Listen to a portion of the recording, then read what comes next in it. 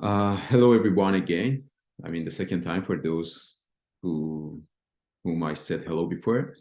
As I said, I'm going to solve a problem from liquid-liquid extraction. So this problem is I'm going to also describe it how it is, but we have two liquid systems that we are aiming to separate one compound from one phase and bring it to the second phase. All right.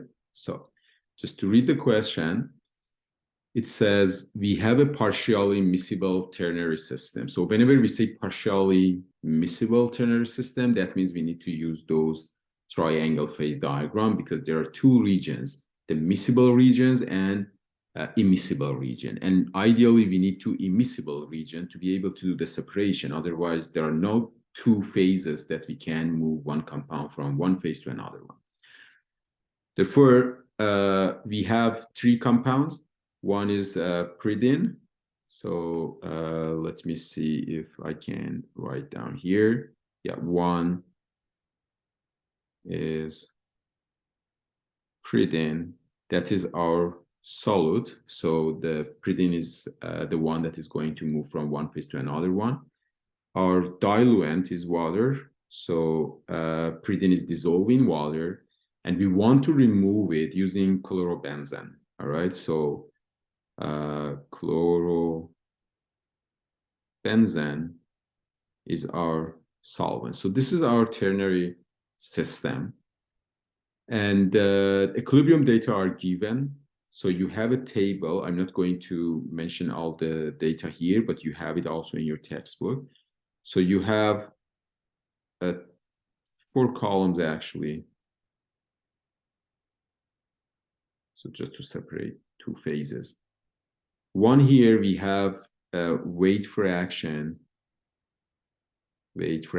for compound A, weight fraction for compound D, and again weight fraction for compound A and weight fraction for compound D. So this is the table that you have. I'm just writing the first row, for example. So we have 0 here, we have 0, 0, 0, 5 there, and then 0 here, 0, 9, 9, 9, 2 there. The next one is 1105, 0, 0, 6, 7, 0, 5, 0, 2, and then 9, 4, 8, 2, and this continues. So you have all sorts of data, and the last one is actually same for both phases. That means that's a plate point where those two phases, the extract and raffinate, merge together and you have only one phase. All right. And by the way, I can't see you. So if you have any question, just interrupt me.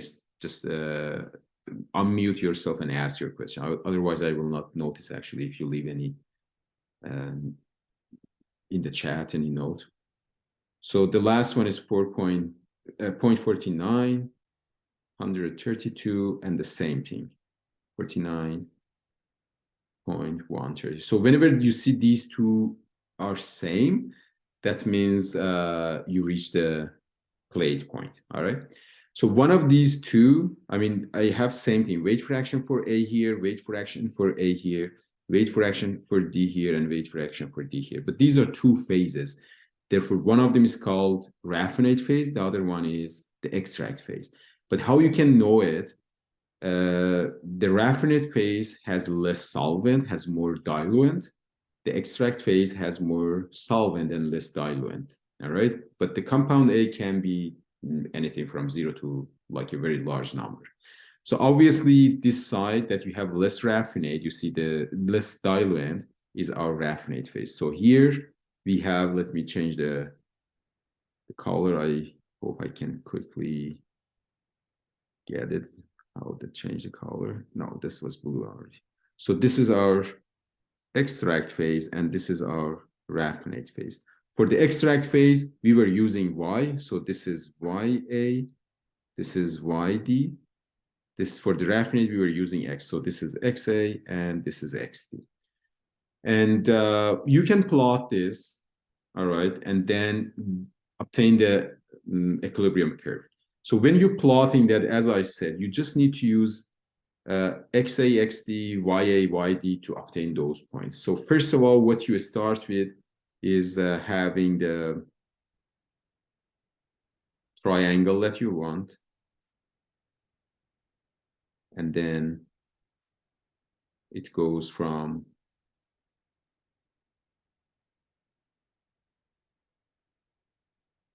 zero to one, but this side is D, and it goes from 0 to 1. This is A. And of course, the origin here is the solvent. So let's just go with one of them. The second row that I have here, it says that YA is 0.11. So if I divide this side to like a different fragments, like different distances, 0.11 might be somewhere here. And then for the same point, YA, YD, which is on x-axis, is 0.0067. So that's quite, I mean, it's small. So somewhere here, maybe. Therefore, one of the point is here. And then a corresponding point on the raffinate phase, which should be closer to the D, is this number, 0.05, which is lower than this, maybe somewhere here. And then the raffinate, in the raffinate, XD is 0.94. 0.94 might be somewhere here. So this is one of the points. And we had another one in the first row, which is XA is 0. That means it's on this axis, just for two different value of YD and XD. So if we do it, then we will obtain. Sorry. Yeah. For the point, which is 0.11 05. Oh, sorry. I was looking at the wrong. I think I was looking at the wrong phase. So this point, sorry, ignore me. Yeah. So this point is basically obtained from here. From so that's extract. The extract phase. Okay. Yes. Because we have less amount of diluent. You see the numbers here are smaller than here. The other point, this one, is for this point, which is in the raffinate phase. Therefore, this is for XAXD, this is for YAYD. Yeah. Right? Although we are using the same axis, like A and D. So if we keep putting all these points on the graph, then we will obtain the equilibrium curve. All right. So equilibrium curve might be something. I mean, I'm just approximately plotting that. It's not super accurate, but then you connect all the points to each other, and then you get something like this one, for example. All right.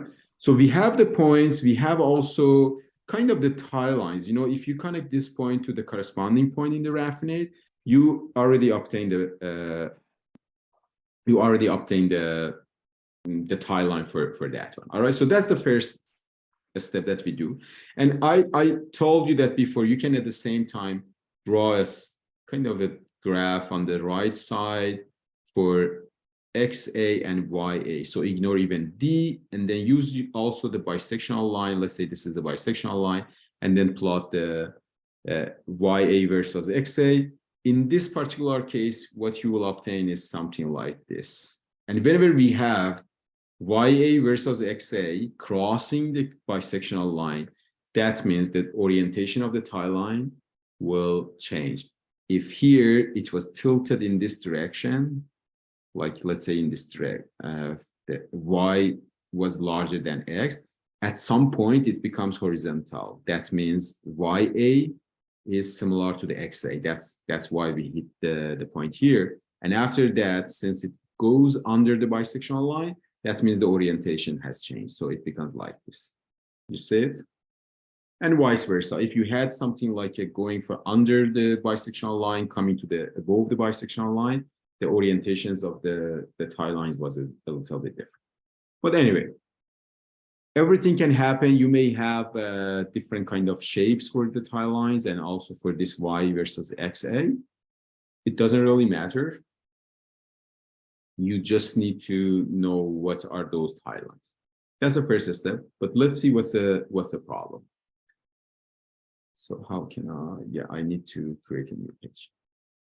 So the question is basically, we have chlorobenzene, which is our solvent, is used to extract pyridine, which is our solute, from a feed of 1,000 kilogram, which is 25 weight percent pyridine and 75 weight percent water. That means, so if I have a, I mean, it's not said yet how many stages we have or what's the system, like a cross flow, current flow, or whatever.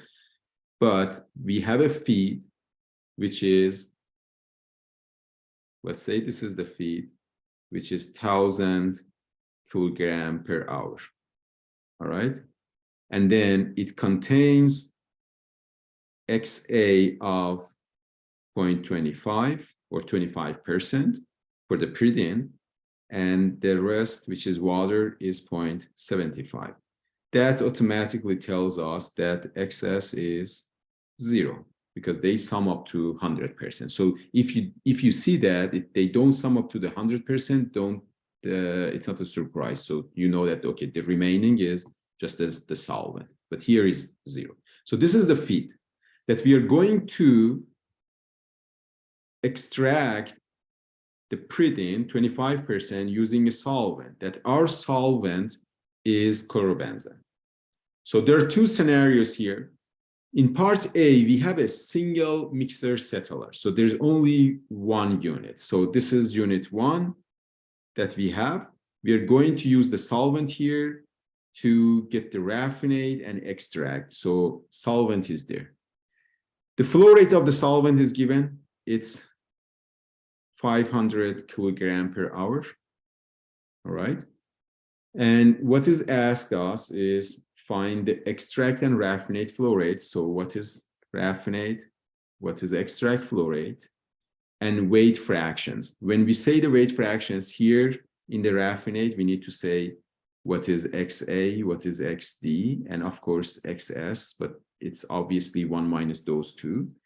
And for the extract, what is YA, what is YD, and obviously YS, okay? So these are all unknowns and we need to find them. Okay, everything clear? So, and also we use the pure chlorobenzene. So that means here, we know also what are the concentrations here. YA, let's say in is 0, YD in is 0, and YS in is 1, because that was pure. Okay. All right. So how we solve this problem? The first step is, again, although it was clear kind of from the name, just draw this schematic. I would highly recommend that you draw the schematic. And the schematic is that you have a feed coming in and a solvent coming in. They go inside a mixer, and after that you get a mixture. Then that mixture goes inside a settler. So we have a mixer and a settler here. And in settler, we separate them into two phases: the raffinate phase and the extract phase. All right, so this is the schematic that we have. But this schematic helps us a lot in terms of writing the mass balances. And we always have two mass balances to write. The first mass balance that I'm going to write down here is basically around here. Let me just show the control volume, the first control volume that I have. All right, so control volume, let's say 1. And for this control volume, you can easily write M is equal to F plus S. That's the first thing. You know, F and S are coming in, and M is the summation of them. But you can write also the partial mass balance for one of the compounds A, compound D, and also for compound S. But 2 of them is good enough because the third one is kind of trivial. So we can say M XAM, which is the output, is equal to those compound A which are coming into the mixer, which is FXA let's call them like XAF here and XDF here, XSF here, okay? F plus SYA in. Okay, this is what we can write. And similarly, we can write M XDM is equal to F X DF plus SY D in.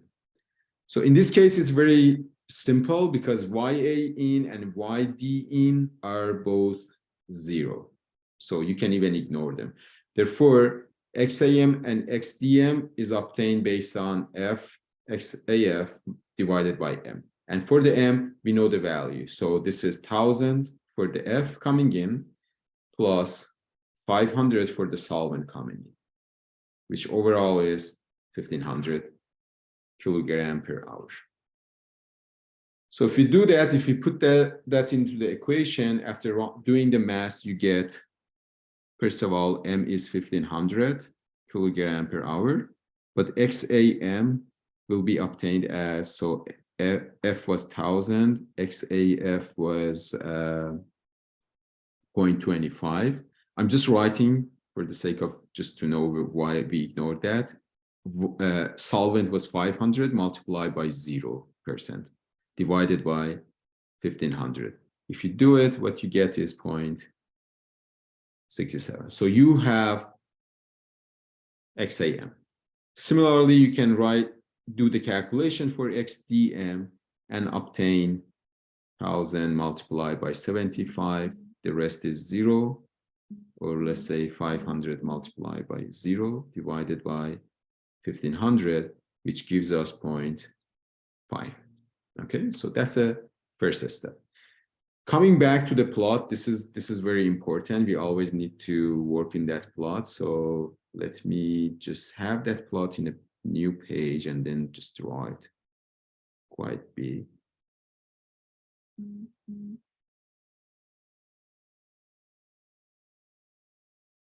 Okay, let's assume this is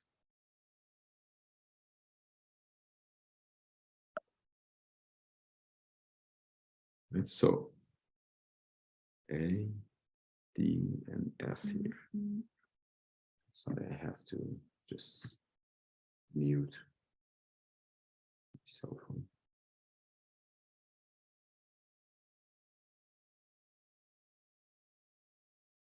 Right, so the first step is putting those points that we have on the graph. We have S, we have F, and then we also calculated M, right? So where is S? S is here because that was pure solvent. So we know this is point S, in fact. Where is F? In F, we didn't have any solvent. It was 25 weight fraction diluent, pyridine, and 75% water. Therefore, it is somewhere on this AD line, and it's easy to find it. You just say 25% of A, so you maybe divide this one to 4 parts. This is 0.25, all right? And then you go directly here and you find point F, okay? So this is F because 25% comes here, and if you do it, you will realize that this point is 75% of D. So point F is there, point S is here. We already showed that because of the mass balance, Lever-Arm rule is valid here. You can use it. So F and S and M are on the same line. So if I connect this point to this point, I know that M is somewhere there. But in previous page, you saw that XAM is 0.167 or XDM is 0.5. So I can use one of them. Either go from 0.5 here as a XD up all the way here and obtain point M, or if you do the same thing, you probably will get this value here. I mean, it's not super accurate, but let's assume this is 0.67. Okay, both of them are related to point M. So we know where is point M. Once you got the point M, coming back to the chart that we had here, the first question that we have is what is R, what is E? So we need to find R and E here, but we need to write a new mass balance. So I'm using a new control volume. So this one is with the blue, control volume 2. And I write the mass balance one more time for control volume 2. So of course, this time M is coming in, R and E are leaving. So for that, I can write M is equal to R plus E. Then for compound A, I can write M XAM, but this time I know both M and also XAM. These are now, but R XA plus E YA, none of them are noun yet. Then I can write also M XDM is equal to R XD plus E YD. These are the general equation that we have. The only thing that we know is this size. So this is 115. This is 115 multiplied by 0.167. This is 115 multiplied by 0.5. So we know the left hand side, but nothing about the right hand side. But the thing is, again, for the same reason, this is the mass balance lever arm rule is valid again. We know that point E, M, and R, if this is point E, M, and R, they are on the same line too. So in this figure, if I know M is here, and E is somewhere on this side, on the left side, which is closer to the solvent, and R is on the other side, those 3 points should be on the same line. All right?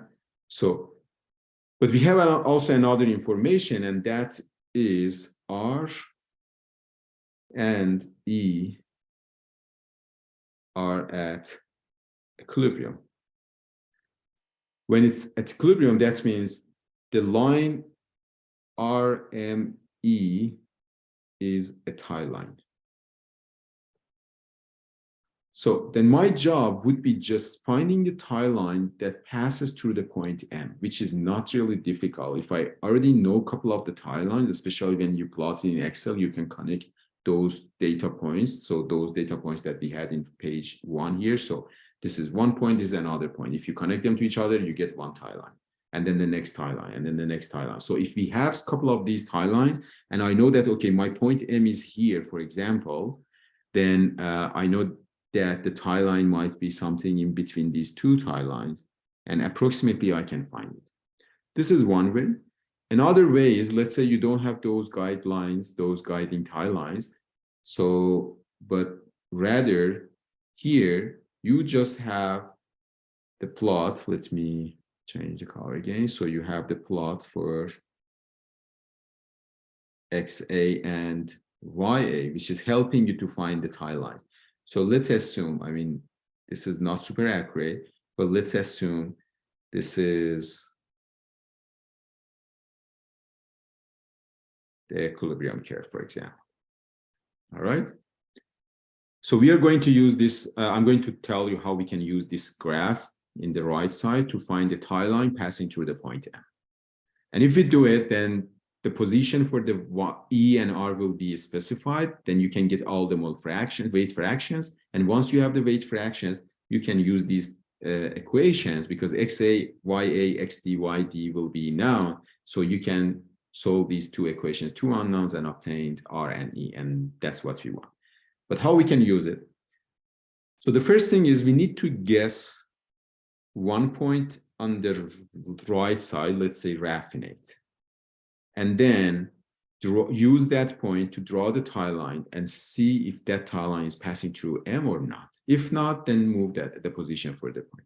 So I'm using, let's say, yellow color here, and I guess my raffinate is here.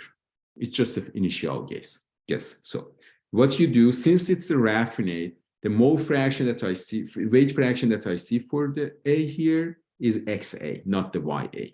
If you start guessing here on the right, on the left side, then you are starting with YA.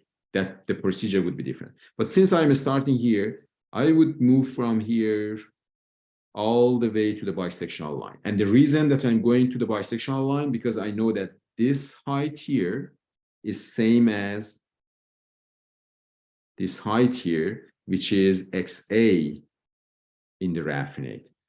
But my XA is not on this axis, it's on this axis. Therefore, I'm using this bisectional line to just mirror it. Therefore, this is the XA that I have. All right. And then from XA, I move on to the equilibrium curve. So then the direction is here and then moving there and then bring it back. Because now I know that this height is YA. So bring it back to this side and I obtain this one. And after that, let me see if there is any kind of straight line that I can use. Yeah. And then I connect these two ones to see if it passes through the point M or not, which is actually not bad.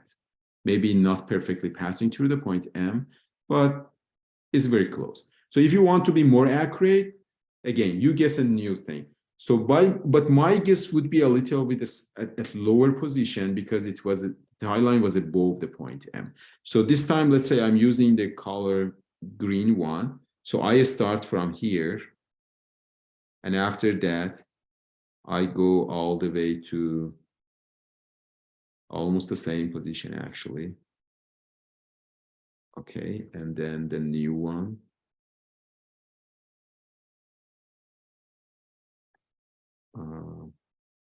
I have to move it a little here, maybe, and then another one. Oh, not this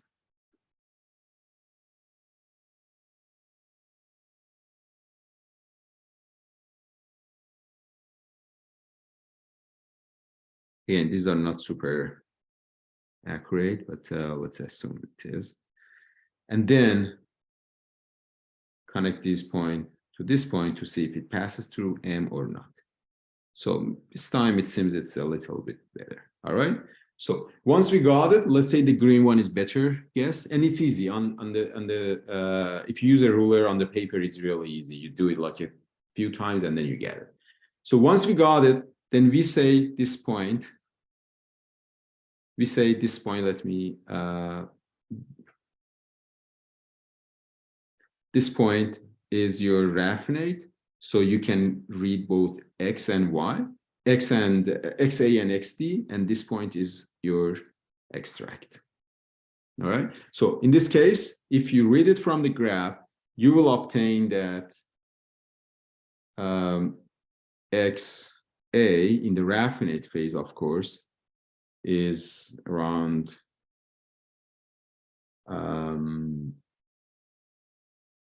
XA in the raffinate phase is around 0.135, and XD in the raffinate, I don't have it actually, but maybe I can read it from the graph that I have.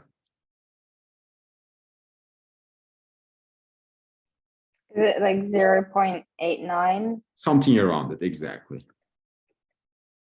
Something around 0.89. Yeah, if you just use the accurate data, but just rely on this one, yes, here at actually this value.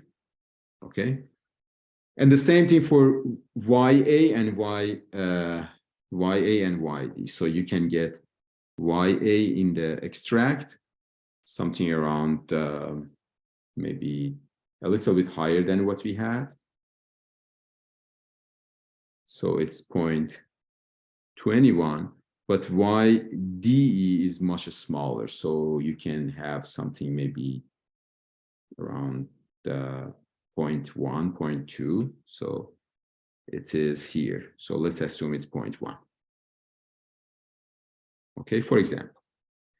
And then use these two ones put into the equation. So you have two equations. One is R plus E, which is equal to M, therefore 115 kilogram per hour.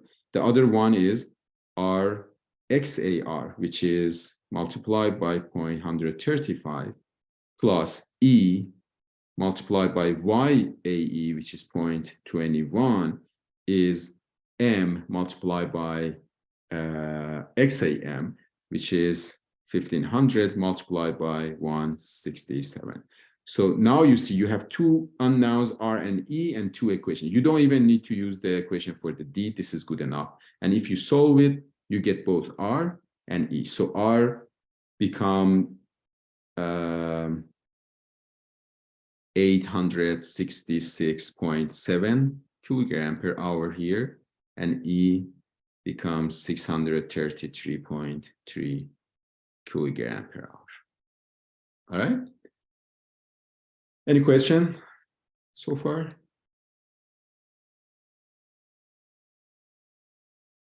All good? All right. So then the next part of this same problem is, the second part B tells us if we have two stages cross flow system instead of having only one unit. And then in each stage, we are using 500 kilogram of chlorobenzene per hour.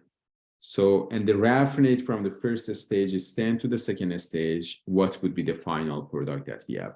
That basically means here, if after this stage, I take this raffinate and do another step, so send it to the new unit 2 and use the same kind of solvent that I had here, then what would be the raffinate 2? So this one becomes raffinate 1 and raffinate 2 or extract 2. So what would be the value for E2, R2, and then their more weight fractions? Okay, so this is the question. It's basically repeating the problem one more time. And the only difference is here, once you got raffinate there, it will become your new feed. And then you connect that one to S. So let me just create a new one. So let's say this was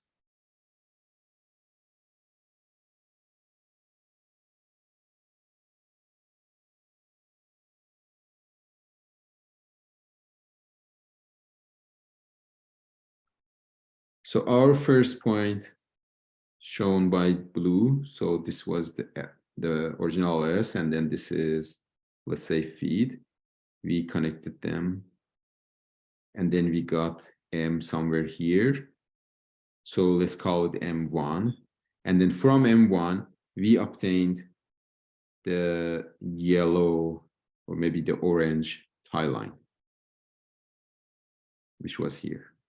So it gives us R1 here and E1 here.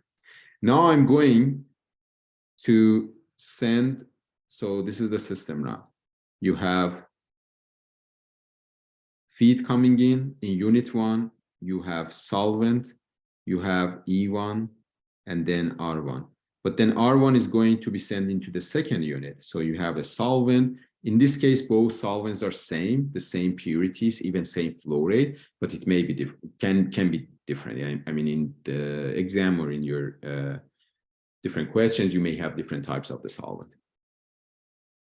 But raffinate 1, here is the new feed for the system 2, and then you have R2.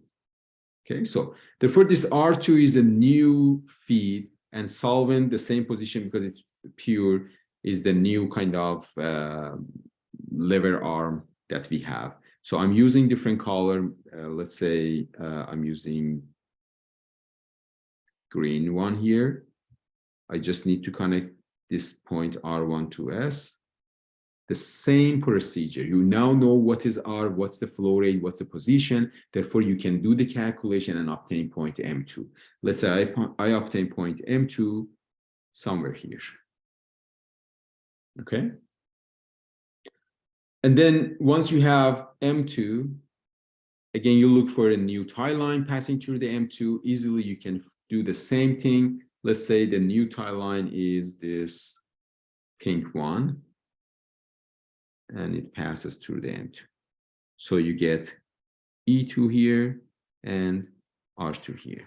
Once you get it, you can read the concentration. Here is XDR2.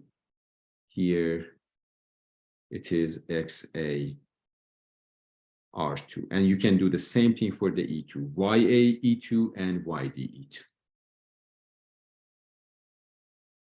So let me see just if I'm missing anything or not here.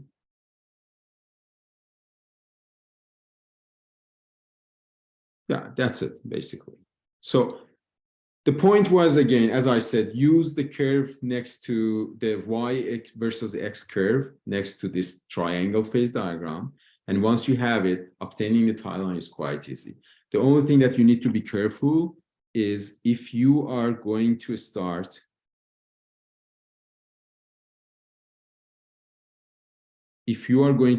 from E, okay, I'm going to just add more lines on this curve. Let's say I'm using a different color like this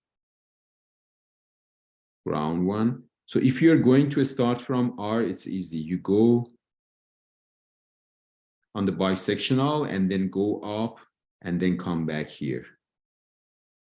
But if you are starting from the left side, which is the extract, then you need to go on this direction and then stop on the equilibrium curve. Sometimes that I see students do this mistake, they start on this side, but they still continue on all the way to the bisectional line. No, you don't have to mirror it.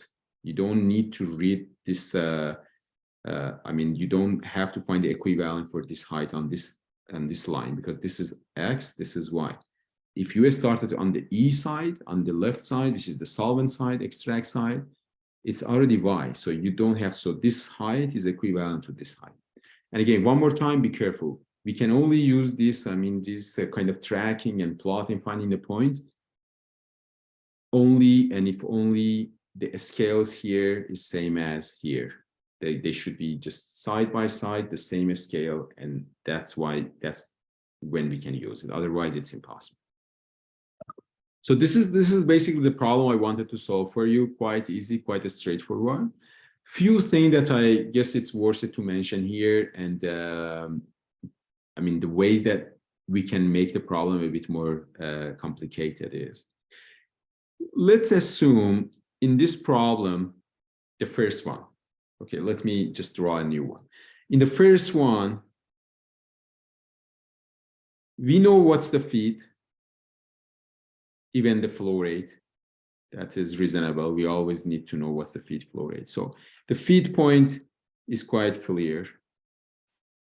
We know what's the solvent composition. Let's say it's a pure solvent. We know S also. So F is coming in. So you know what's the F, you know X, AF, you know X, DF. So these are all now.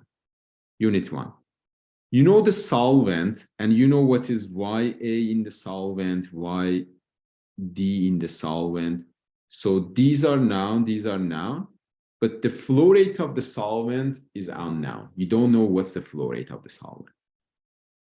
If you don't know what's the flow rate for the solvent, obviously you cannot calculate the composition in the raffinate and in the extract. Because it's obvious, you know, if you have more solvent, I mean, assume that the flow rate of the solvent increases. If you have more solvent, you will do more extraction. Therefore, the weight fraction in the raffinate should decrease further. Makes sense, right? If you have less amount of the solvent, you cannot do a great separation, cannot do a great extraction here. Therefore, the weight fraction in the raffinate will remain high, maybe close to the F. So the amount of the solvent here is important. It's very similar to, imagine you have an absorption system. The gas stream goes up, you want to absorb some, let's say, CO2 from air. If you have small amount of the solvent for the absorption, the concentration of the CO2 in air remains high. But if you use higher amount of the solvent, although the same composition for the, like the same purity of the solvent, but you use a huge amount of the solvent, you will absorb more of the CO2 from the air. So therefore, there is a relation between weight fraction in the raffinate, let's say XAR, XDR, that we don't know what they are, and the solvent. So there is a relation between these two ones. So previously in the problem that I solved for you, you knew what's the solvent flow rate. Therefore, you can calculate the rest. But if you don't know what's the solvent flow rate, then your clients should tell you what's the desired value here. And let's say this is the problem. I'm telling you, this is feed composition, and you know what's the feed flow rate. I tell you what's the purity of the solvent, but I don't know how much solvent I need to use. But my objective is to reduce the flow rate, reduce the weight fraction of the compound A from, let's say in the previous problem, it was 25, right? And then we decreased it. Let's see how much we decreased it. We decreased it to 13, like almost half. But let's say the objective is to decrease it to 0.1. So we started somewhere here. I mean, this is a little bit exaggerated. This looks like mostly 0.5, like a 50%. We started here. And now our objective is to decrease it to somewhere around 0.2, let's say. Okay, so this is the objective. So I know what's the raffinate composition, but I don't know what's how much solvent I need for it. So since I know this line, I know what's the XA in the raffinate, that means I know exactly where this point R is, right? The point R should be here because I know it's at equilibrium curve, therefore the position is here. So if I know the R here, I know this is the line connecting F and M and S, but I don't know where M is because I don't know what's the solvent flow rate. So simply you can draw the tie line passing through the R this time. And let's say this is the tie line. So this is the tie line. And then to get E. And the cross section gives me the point M. So once you got M position, composition, the rest is easy again. Just put into the mass balances. This time you have all the compositions. The only thing that is missing is the flow rate. And then you can get the flow rate for them. Any question about that? No? Yeah, wait, so we know F and then, but also how would we know where M is? You don't know it yet. You don't know yet. The only thing that you know is the point F. Yeah. Because you know the composition. Even if you don't know the flow rate, but basically we know what's the flow rate. So the composition is good enough in each case to see where are these points. So for the F, we know it is here. Yeah. Although we don't know what's the flow rate for the solvent, but we know the composition. We know we know S will be at 0. Exactly. So then you know this line. And you know that, you know that M is somewhere on this line, basically. Yeah. And now you know this point R. So you first, since you know the point R, it's not even trial and error. Just go on the equilibrium curve, come back, and then find E. So the tie line is specified already. Once you have the tie line, you know that the cross section is M. And then you read the value for XAM and XDM. Yeah. Okay. Then you have everything. Then putting that into the equation previously here, let's say in this, not here actually. Yeah, in this mass balances, F and S were noun, but this time F and M are noun, and then you are looking for S. So the same mathematic here. And it becomes a bit more difficult, I mean, a bit more challenging if I tell you that I have two systems. I have these two systems. F is noun, XAF is noun, and also XDF. So you know where exactly the point F is. You have one unit here. You are using a solvent that you don't know how much solvent you have, but you know YAS and YDS. So let's say these are pure. So at origin. So E1 and then R1. And then you send that R1 into the second system. So the solvent might be the same, but still we don't know the flow rate, but the composition is again S1, S2 is 0, YDS2 is also 0. I mean, I put just 0 to simplify it and put them at the origin, but they can be anything. And then R2 is living. So let's say you have 2 units, and the only thing that you want is the final product here. You want to go, let's say, from 50%, I'm changing the color, from 50% of A, and at the outlet, you want to decrease it to XA 2.1, to 10%. That means then in our diagram in the previous page, this is not known yet, because this is R1 that we have. So let me just draw a new one. That would be easy. And this is the last thing, actually, I will finish at that point. So then,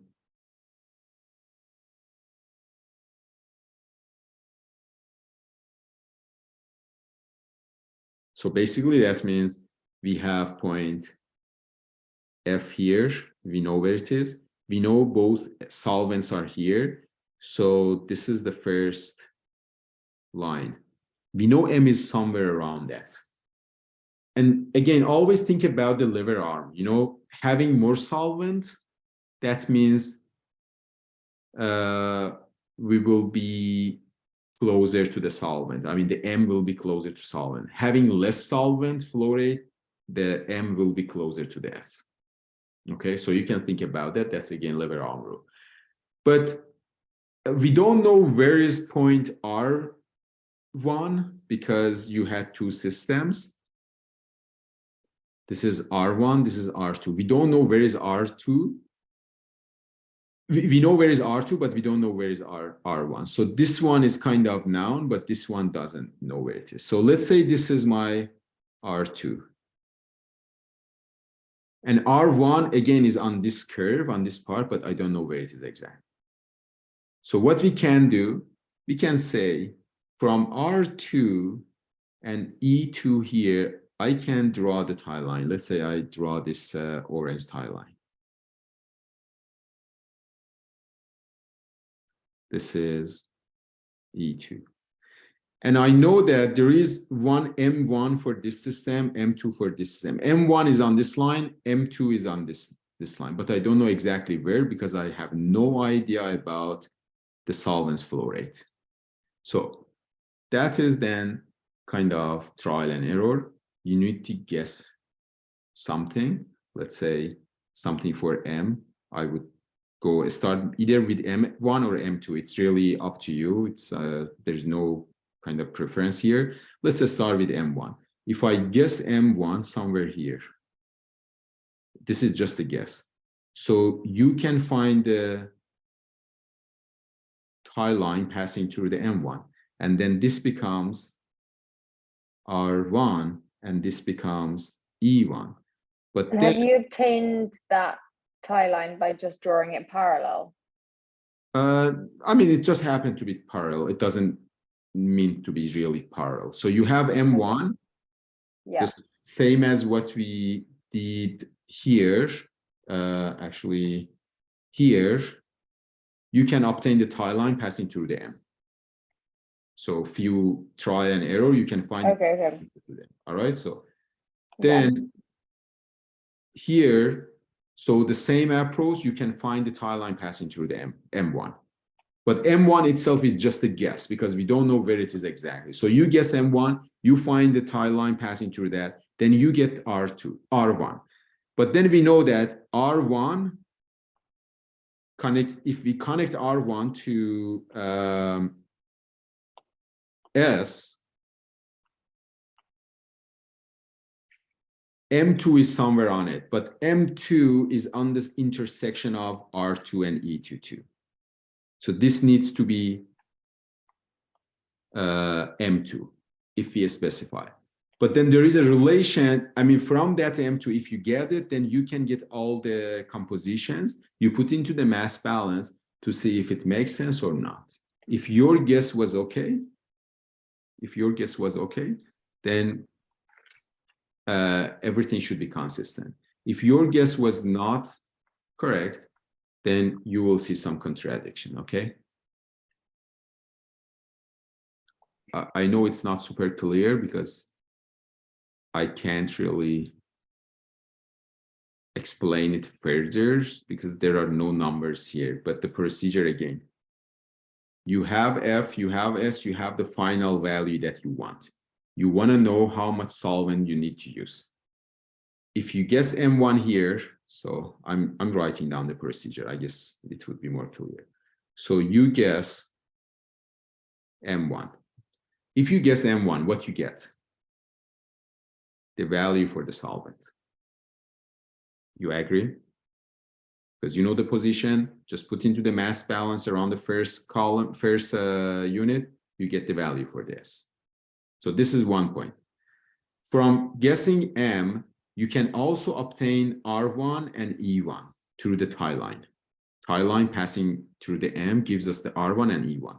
Once you got R1, R1 can be connected to the S, and then since you have R2, so R1 and R2, both of them are now, you can also obtain M2. Because since you had R2, you could already draw this tie line. You got R1, connect R1 to the S, so you get point M2. Once you get point M2, that one also gives you the S. Then you compare these two ones, if they are same or not. If they are same, that means your guess was correct. If not, that means you need to move this point a little bit. Make sense? Yes. Okay. Yeah, that's basically all. I don't know if you have any question or not, but that's what I wanted to discuss here.